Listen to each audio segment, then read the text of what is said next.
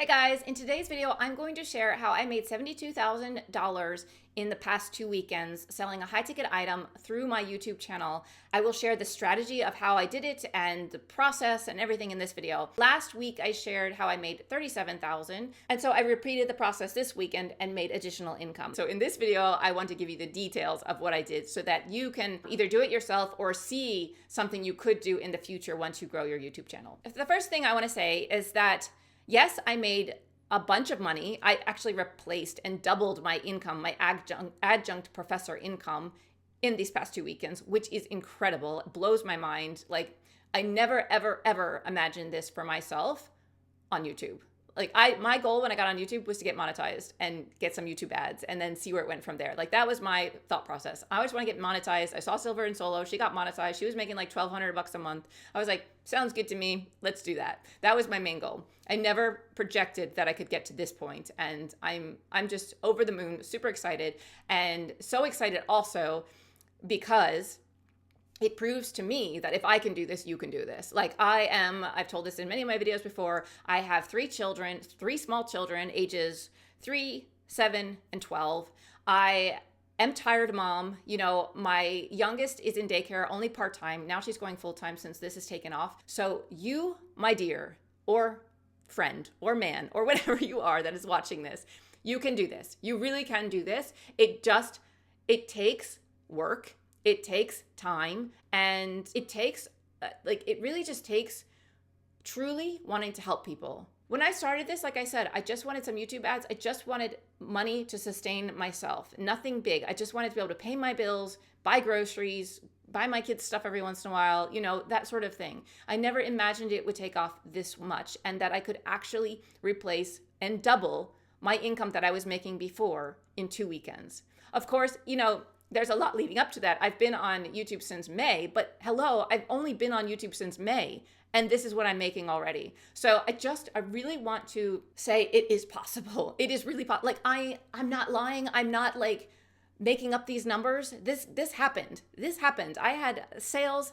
I worked my butt off last weekend and this weekend, and I was exhausted. And I was like, by the last call of the day, I was like, oh my God, I can't even hold my head up anymore. My mouth doesn't work anymore. I'm so tired. My throat hurts from talking all day, whatever. But it was amazing. And it's just incredible. And you could do this too. Okay, so enough blabbering about that. Let me get on with the details because I keep blabbering about it. It's so amazing, you guys. It's really amazing. It can work. It really, really, really can work. I'm 45 years old, right? I knew nothing about YouTube until May when I started jumping on YouTube and posting videos and just making it work because I had this is one thing that I think is really important too. And then I will go into the numbers and everything. I had no plan B. Plan A was YouTube. Plan B was YouTube. Like, there was no plan B. And I love that book by, I think it's Bo Eason. I think he was a football player. Yeah, it's called like No Plan B for Your A Game or something like that. Excellent book. And this is exactly what it is about. Like, you go all in on plan A and you do not even think that there's other options. And that's what I did with YouTube. I was like, I'm going all in and I'm going to make this work. And with that mindset, I think was what helped me get over the lows and highs and all of the stuff along the journey. Okay, so that's important. Provide value for people. Make sure you have no exit ramp, that this is what you want to do. And it's you know, all or nothing with YouTube. That was my mentality. Okay, once I provided tons of value, and then I created a free membership in Skool, and I provided lots of value there. When you provide so much free value to people, and they really resonate with you, and they appreciate you, and they trust you, and they trust what you're saying, and what you're saying gets them results, then when you come with an offer to them, it's much easier for you to make that sale because they already know you. They've already learned from you. They already know your teaching style. And if they get that much from you for free, in their mind, they're probably like, what would she possibly give me if I pay for her? You know what I mean? Like, if I pay to have one-on-one with her for a program that's long-term, the sky's the limit. Like, it could be amazing because of all of the proof that I've already provided by providing value on my YouTube channel. So hopefully that makes sense. So what I did was, and this was all through the guidance of my YouTube coach, I wouldn't know where to go. And the reason I got this coach was because I saw things were picking up. I saw that I was getting coaching calls booked all the time, and I needed to know what to do next, because I needed to know, do I need to put my daughter in full-time daycare? Should I scale this? How can I scale this? What do I go next to actually have a solid income so that I can be a full-time content creator? And when I met with him, we decided together that I would offer a program, a high ticket program that would be working with me 6 months directly, having, live calls with me, having direct access to me through DMs or email or whatever it was. I would give the people in my program top priority and get in touch with them first. They would be my main priority for the next 6 months. And basically it's a coaching program on how to grow your YouTube business or grow your YouTube channel or become a full-time content creator, whatever your desire is. And the nice thing about this program is that it was personalized for each person. So instead of selling a course to people, like, a $1,200 course that you have to go through yourself, figure out yourself. Granted, there might be step-by-step, but everyone's situation is unique. And so that's why I am so excited about this program, is because I'm meeting with people directly and helping them directly with their certain circumstances, their certain niche, and helping them grow that niche with their circumstances, with their limitations with regards to time. Maybe they have 2 jobs, maybe they have kids, whatever it is, we work together. So that was the thing that I sold. And the way I sold it, again, instructed by my coach, was to say, okay, I'm going to open up this program. If you are interested, please apply. So I created on a Google Forms a simple application form, and it had like your name, your email address, what you desire to make on YouTube, what is your current income, and what is your biggest struggle on YouTube, what are you trying to achieve with YouTube, basically questions like that. And so I put that out there. I even created a video separate for that, like about this program that I was offering. And, I said, apply now if you're interested, and it's free to apply. The program costs money, but it was free to apply to the program if you're interested. And then once I received the applications, I went through all the applications. And what I was looking for in the applications, one of the questions was, rate how ready you are on a scale of 1 to 10. Like, how ready are you to jump on this? So it's to really understand their motivation levels. Like, if there was anyone that put lower than a 10, I didn't even consider them. I wanted people that are like, this is it. This is what I want to do with my life, and I want you to help me get there. So that's what the application process is for, is to really see the people that are very motivated. For example, also when I was reviewing those applications, if someone wrote like, yes, no, basic answers like that, or like, I want to grow my channel, I didn't consider them as much as I considered the people that wrote a whole paragraph about what they wanted to achieve, why they wanted to achieve it now, and those types of things. So you can tell when you get the nice thing about this application process, even though this process, like, I could have just said, I'm selling a program, this is the cost, if you're interested, apply, right? Or reach out to me, right?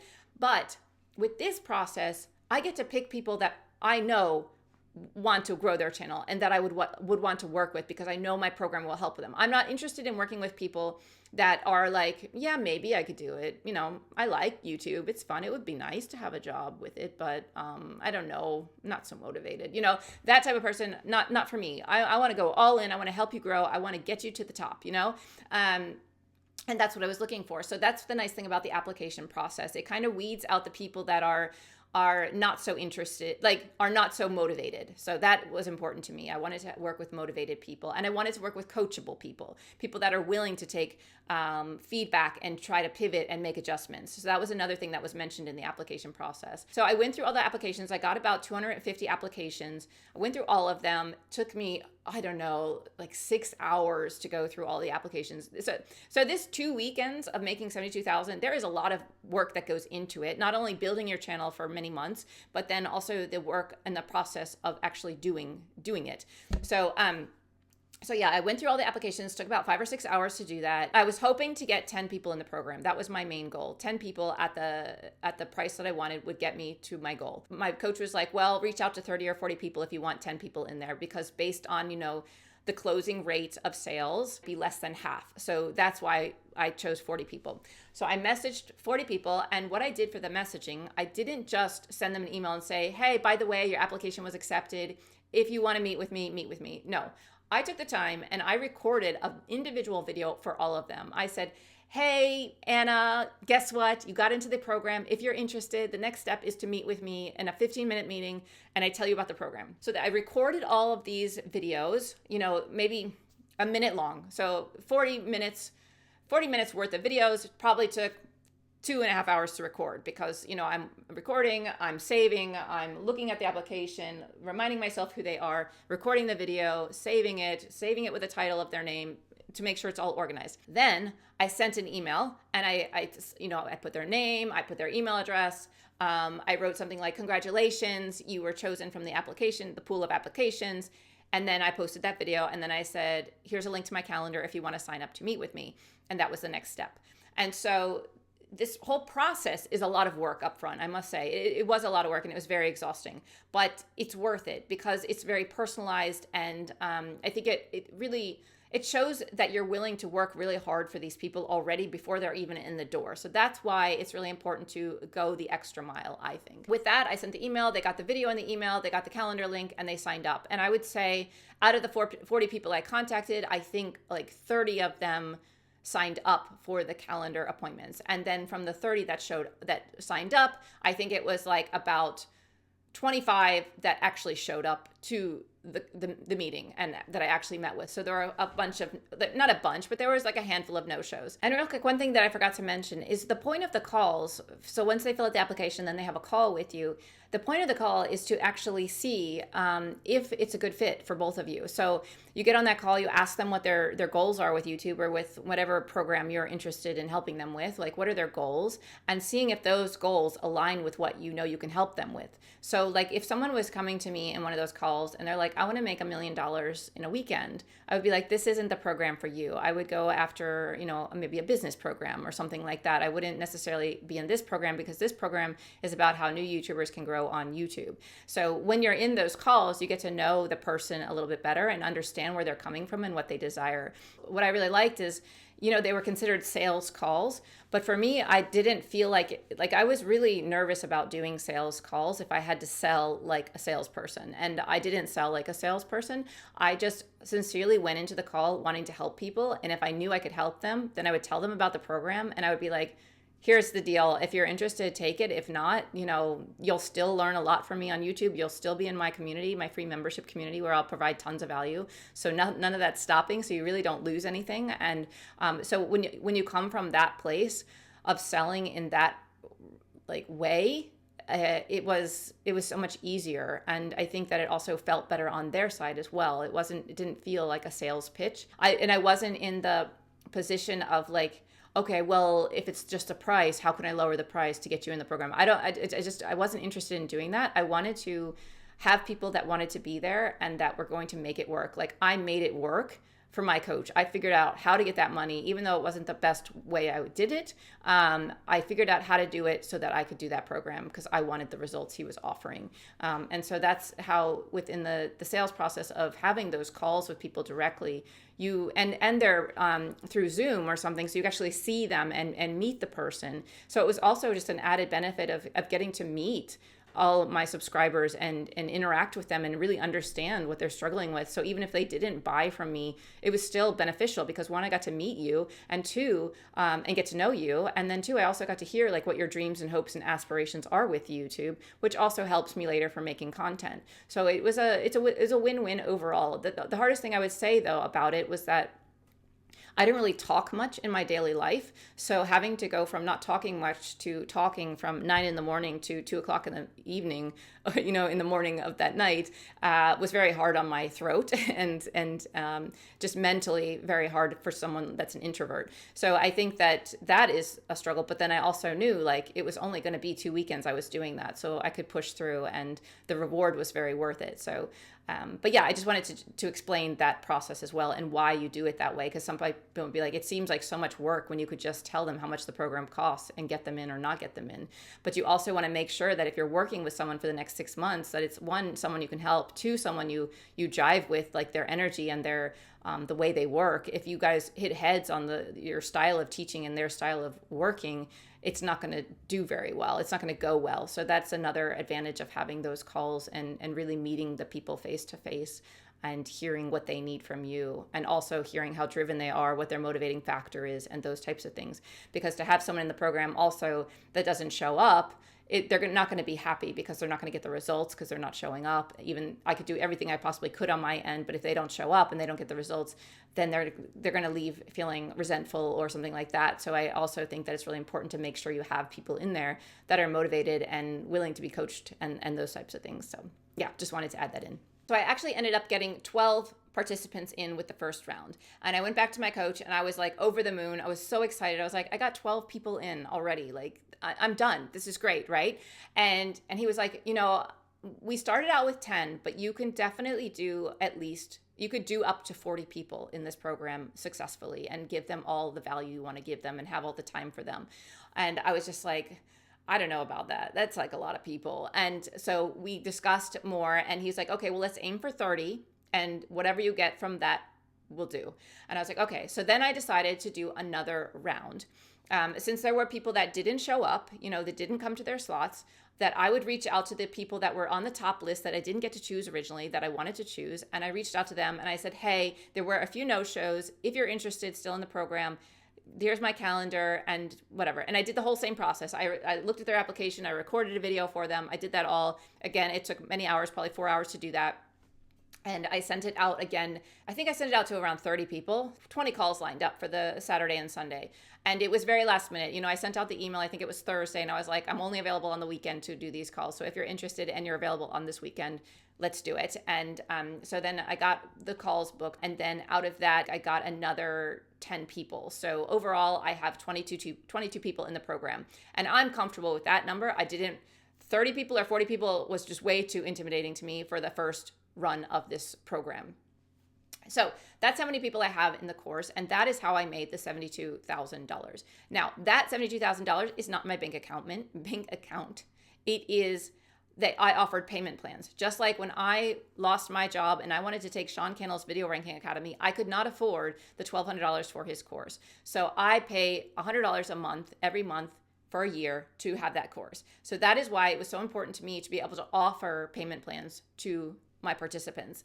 And also in my own case, I could not afford my coach, who was $5,000. So he worked with me and he said, okay, $2,500 the first month, we will make that money back for you and more by the time you owe me the next one. And it's true. That's what happened. I have made more than enough money to pay my coach now for the second half. So that is why when we go into my sheets, my Excel spreadsheet, you will see that the amount I made for the month is not $72,000.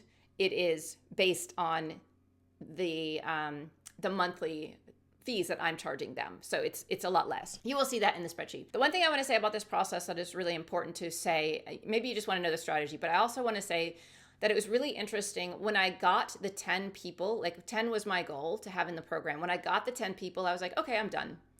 And my coach is like, no, this is where we double down. This is where we go harder. This could change the trajectory of your future if you go hard now. And it was really hard for me to do that.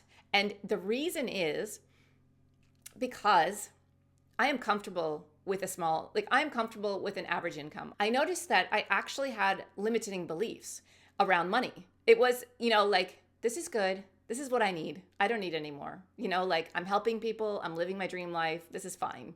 This is great. I don't need more. This is awesome, And I really noticed that these thoughts were coming in my head like, Alexa, this is plenty. This is more than you wanted. So stop. You're fine. Just stop. This is good. And my coach was like, no, go harder, go now. And, and I was like, yeah, I could handle, I'm a teacher. I've been working in that profession at the university level for, 13 years. And I had over 120 students a semester. I can handle 20 people, you know what I mean? But in my head, I was just like, the 10 people and the amount of money I made from those 10 people, I was like, I'm good. I don't need any more. But it's like, if you can have more and you can do more, why not do more? You know what I mean? And it was totally a limiting belief that I came up upon. And it was really interesting to watch my mind navigate that. So I'm just mentioning this to you because I noticed that with coaching too. When my fee was $75 an hour, I was like, I'm fine with this fee. Like, this is great for me. $75 an hour, I think is awesome, and everyone, a lot of my viewers and subscribers were saying, you can make more than that. You should charge more than that. You're worth more than that. And for me, it was like, no, it's good. I'm good. I'm happy with this number, But then when my coach was like, no, you need to make more money so that you can do this full time, so that you don't go back to your job, so that you can help other people to live this life. And when he said it that way, when he told me like, you need to get paid what you're worth so that you can help other people get paid what they're worth, and so that you can keep doing this and help change other people's lives. Because I am living my dream life now. I am totally living my dream life. I was, head on the floor in the fetal position in January of this year, like, what the heck was I going to do with my life? I lost everything that I had known. The fact that I'm doing this and succeeding at this, and thus I can make more money at this. If I can make more money, I can help more people, and I can help more people go from that fetal position to standing tall and helping other people, and then spreading their help to other people, and those people help other people. And this is an amazing ripple effect. And like I said, when I first started this channel, I think that people should get on YouTube because it makes them happier. It makes you show up in life happier because you start to remember who you are. You get to be creative. All these amazing things happen on YouTube. And so I think that when people are happier, when people are doing something they love, the world is a better place. And also, I'm like knocking down what we're taught. What we're taught is to 9 to 5 is the way to go. Go to college, get a degree, work that degree, and then get laid off and get screwed, no, no, thank you. I did everything I was supposed to do, and it landed me in the fetal position with 3 kids and not having an income, right? Yes, YouTube could disappear tomorrow, but so could your job. So my point is I want to go hard on this so that I can help others go hard on this and prove that you can do it. But anyway, I'm going to go into the computer now and show you all the statistics for the week. Okay, so here we are in my monetization weekly review sheet that I show every week. So if you're new to my channel, I show this every week on Monday to kind of summarize what's happening in the back end of my business with YouTube, and also just show the analytics for how my channel is growing and all of those things. So if you are new here, the green is what my channel was doing before I was monetized, and then the yellow line denotes when I got monetized. I got monetized at 10 weeks. So then from 10 weeks on is what I've been doing. And this is all once monetized. So the only difference really up here and down here is the estimated revenue and RPM. There's nothing in this column, but then there is once I'm monetized. Okay, so, and also if you want to pause the screen just for your own knowledge, you can look at just one example of a journey towards monetization and how many subscribers I gained each week and how it fluctuates up and down. So 172 is the first week, then it went down to 17, then 11, then 95. So just so you know that YouTube is kind of a roller coaster ride. And if you are keeping track, or even if you're not keeping track, but you're looking at your analytics, don't let it get you down when your numbers drop one week, because they will bounce back. If you keep providing value, keep showing up, keep being consistent, they will bounce back again.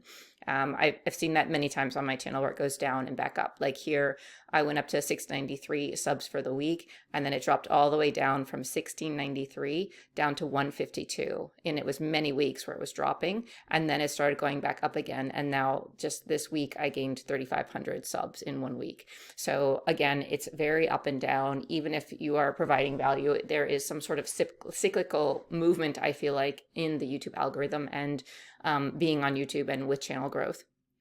So that is why I track it, and also to kind of emphasize that point to you all so that you can realize that the upswings and downswings are pretty natural and normal for YouTube. Okay, but anyway, we're in week 20. So I just finished week 20 on YouTube, and this is week 20 since I started trying to monetize my channel. I have had a channel for over 10 years, but I never did anything with it or made an effort with it until I lost my job. And so that was when I really started on this trajectory of trying to get monetized and make content creation my full-time job.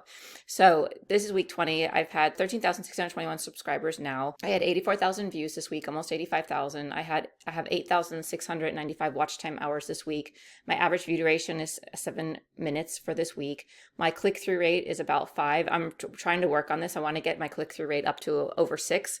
My videos are over 6, but since I did so many videos in the beginning that were so low, the average overall is like around 5. So I want to get that up. And then subs gained is 3,576 this week. And then my impressions for this week, which is huge, was 1,164,000 impressions. This is the highest I've ever had. And yeah, and I think that's why I had so many subscribers gained this week. And my revenue this week is also the highest it's ever been for the week. It's $843 for this past week. And my RPM, which is how much you get paid per 1,000 views of your ads, is $10.31 right now. This has also fluctuated quite a bit. The highest it was $14. So that's fluctuating quite a bit as well. So just to keep that in mind, if you are trying to get monetized and you want to depend on the ad revenue, the consistency of it is a little bit fluctuating. So it does do that. And I just want to open your eyes to that, so that if you make 500 a month, you're not going to always make 500 a month. So that's something to keep in mind. So the other thing I want to show you is, of course, my revenue and expenses sheet, which I show every week as well. So as you can see, this is July, August, September, and October. Now we're in October. So October is not done. Right now it's October 7th at the recording of this. So this is only a first week of October. However, so recently I have been doing consulting, coaching calls or whatever. So in August, when I started doing coaching calls, I made $1,300. In September, I made $1,800. And now in October, it's only the first week and I've made $1,500. So this is increasing every month. So that's really great to see. And now I've introduced this new case study program, which I talked about in this video. And so the sales from that I have received in September was almost 7,000. And in October, so far this week, I'm still waiting for some payments from people that signed up for the course or the program. But right now it's at 4,444. So these are the numbers. And now you might be wondering, okay, but your title of the video says you made $72,000. So I did make $72,000 in sales of the program that I'm selling. It's a high ticket item, but people are paying over 12 months, 6 months, whatever they wanted to do. I don't have $72,000 in my bank account at the moment because they are paying payment plans for these high ticket items. So that's why these numbers are lower, but over the length of the year or the next 12 months, I will be getting the same amount of money every month. So that's a nice thing about that, not getting paid one lump sum. And then YouTube ads, you can see, have increased every month. So it started out the first month I was monetized the end of July. So I only had about a week and a half of monetization then, but it was $304 for that month, $572 for August, $645 for September. And now so far it's $654 for the first week of October. So it's very different ball game right now with October versus the whole month of September was $645. And now just the first week of October is $654. I don't think this amount is going to continue. I had a very trending viral video. It was like 40,000 views last Monday. So that, I think, is where this money is coming from at such a higher rate. But yeah, I think there's always like the viral or the trending and then it drops off. So I'm not expecting $654 next week and the week after and the week after. So I'm not expecting like $2,400 for the month for ad revenue. It might continue that way, but I really don't think so based on what I've seen already in my YouTube analytics with other months. And then this breaks it down how it adds up. So that was ads. This is YouTube Supers, and this is Shorts. So here you can see Shorts, YouTube Supers, and all of that. Amazon KDP, like most of you know, I have a book on there, but it's not something I market for this channel. It's just something I did prior to this channel. So if people find it and buy it, it's all coming through YouTube if they find it and buy it, because I don't advertise it or have told anyone about it, except in these videos where I show how much I'm making from it. And then vidIQ, the last month I made $16.65, and this week so far I've made $2.85. And the reason I made this higher amount in the first month, I think, is because I did a video where I talked about vidIQ and I mentioned that I had that affiliate link, so they knew to go to it, and I haven't spoken about it since. So this is just kind of residual if someone happens to find the link and clicks on it and joins vidIQ. Amazon affiliates, so I made $34.35 last month, and I don't have so much stuff up there, but I did want to get started on Amazon affiliates. It was my goal last month, so I did it. And I basically have some lights for sale, some books, and not my personal things, but Amazon recommendations for Amazon for lights for filming and microphones and stuff like that. So that I do have on there, or external hard drives, etc. So if you click on that link and you buy it, then I get a percentage of that commission, or percentage of that sale as a commission. And so that was about $34, and now it's $6.46. And the nice thing about these Amazon affiliates or any of this stuff, once you set it up, it's like once you do the work, it just continues to pay you as long as you share the links. And if you mention the links, maybe you make more money. If you don't mention the links, you might just get lucky and get some money. So, all of this stuff is a great way to have different ways of income coming to you. So different streams of revenue. So I think that that's what's really nice about this. And they continue to increase mostly.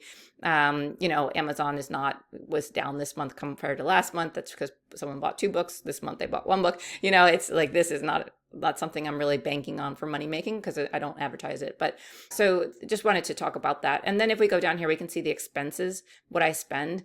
So in July, I did have Canva. It was by accident. I had a free trial and then I forgot to cancel it. So I actually ended up paying for a month of it. But I haven't done that now. So as you can see, for the past 3 months, I haven't used that. Loom, I just purchased in October for, now that I'm doing this program with people with the 6 months, working with people 6 months directly. I want to be able to have Loom and access to Loom and be able to make them lots of tutorials and videos whenever they need.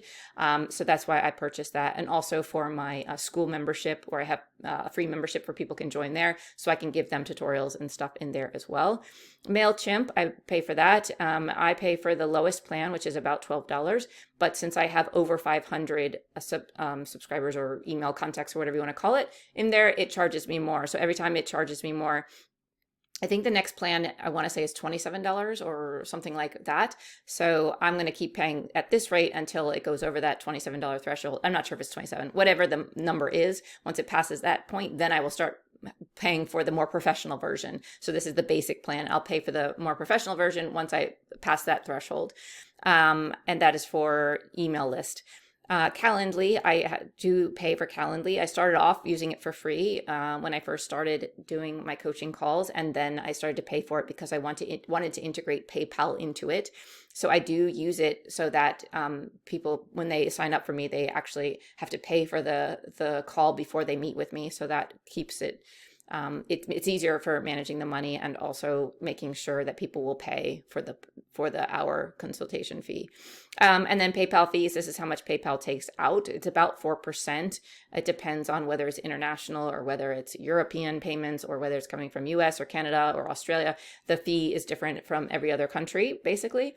So $359 out of basically 8,000 or so, a little over 8,000. That is the fee for that. So it's about almost, $360 out of 8,000 something dollars.